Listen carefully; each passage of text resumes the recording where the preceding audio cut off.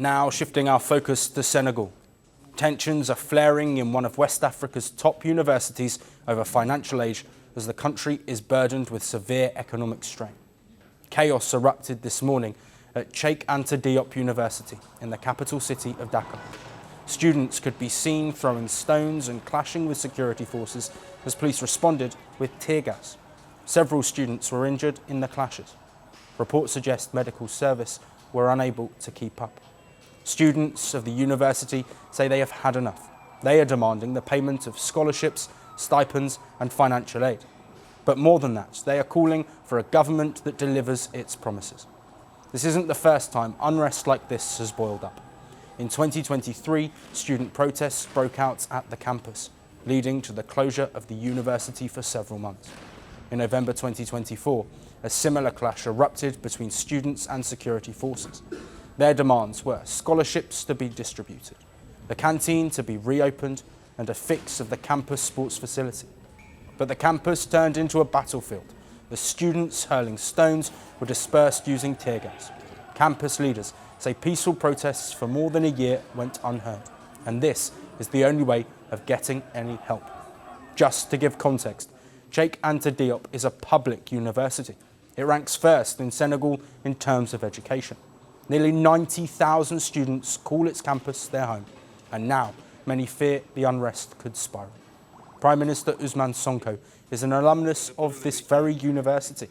He promised to fight unemployment, corruption and elitism when he took office last year. But public anger has been growing under his watch. An audit revealed Senegal's debt is worse than previously thought. It amounts to 132% of the country's GDP. That's according to the International Monetary Fund.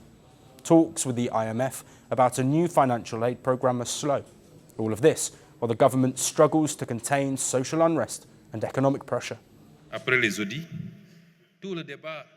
Since the findings of the audits were made, the whole national debate has revolved around the IMF. The IMF hasn't dispersed any money. Are we going to have a new program with the IMF? What we are presenting to you today expects virtually nothing from anyone, except the Senegalese people.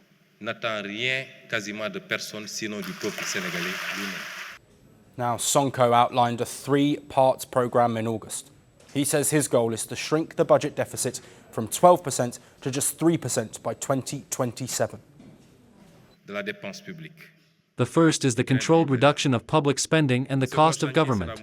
The second is the mobilization of domestic resources, and the third is additional endogenous financing, excluding debt. Senegal's president also emphasised that reforms of such scale will require public participation. To all the people of Senegal, what we have presented and plan to do will not be done without you. It will be done for you. It will be done with you. But the delay in help from international bodies has an underlying reason. The IMF director acknowledges that they had to put the aid on hold after finding out Senegal never reported a hidden debt of $11 billion.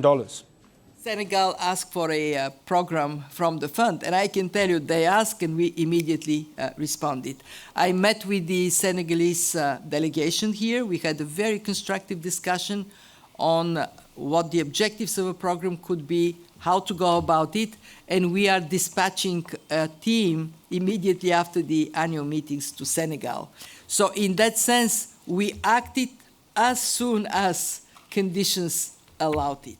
There was that hidden, and they brought it to light.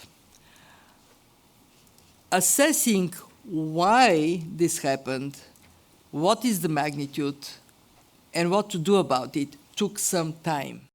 So Senegal stands at a crossroads, caught between its debt crisis and a growing population demanding change. The government promises reform, but faces growing impatience from their own citizens erupting into protest.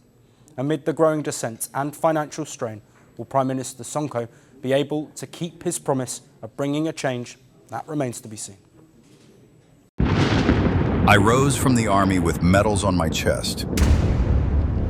I spoke of freedom from colonial chains, but I tightened my own. I filled prisons with ghosts.